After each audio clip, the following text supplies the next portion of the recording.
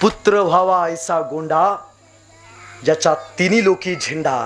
आपला मुलगा असा असावा की आपल्या मुलानं आयुष्यात प्रत्येक केलेल्या सुखाची आठवण, त्याचबरोबर दुःखात भोगलेल्या क्षणाची आठवण ठेवावी आणि आपल्यासाठी आनंदाचा क्षण साजरा करावा। हे प्रत्येक आईचं स्वप्न असतं।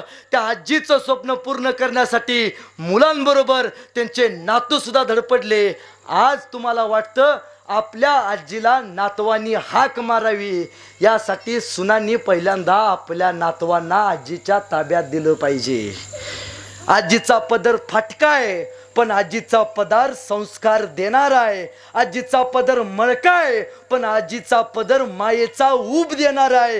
त्या आजीनं तुमचा लेक घडवला आहे, ती आजी तुमचा नातू घडवण्याची क्षमता बाळगून आहे। तुमचा लोक अधिकारी झाला आहे, त्याच फाटक्या लुगडामुळं तुमचा मुलगा सुद्धा अधिकारी होणार आहे। फक्त आपल्या लेकराला आपल्या आजीच्या मांडीवरती बसवायला शिका, कारण आजी जगातली सगळ्यात मोठी संस्कारांची शिदोरी आहे। ही शिदोरी जपाल।